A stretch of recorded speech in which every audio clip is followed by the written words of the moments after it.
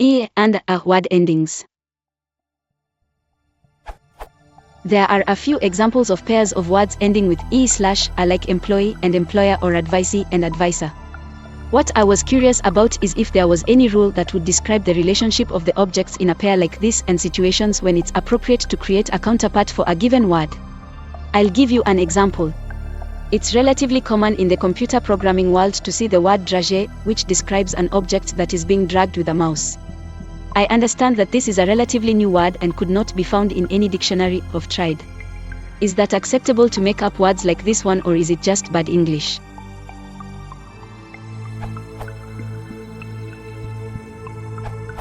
Actually, dragee is in the dictionary. It's a fruit or nut wrapped in sugar.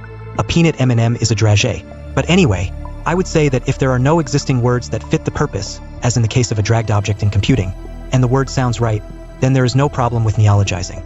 After all, if no new words came along, the language would never evolve.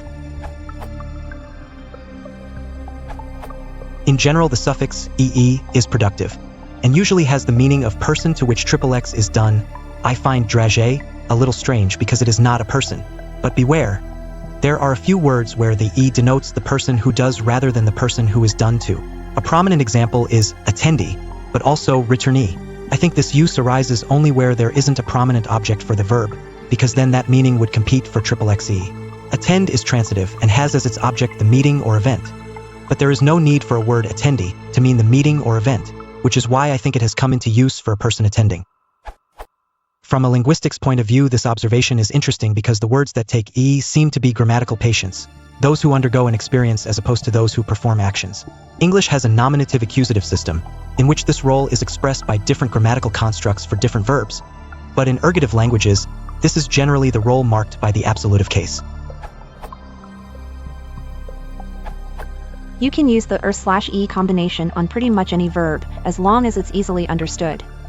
The example dragee is perhaps not very well suited for this form, as it can be confused with an existing word, and because the result isn't so clearly understood as dragger isn't a well-known usage either.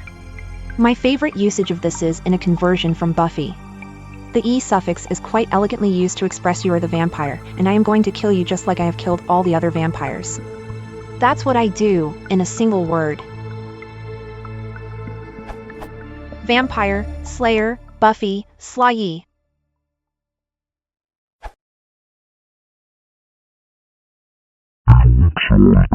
Personas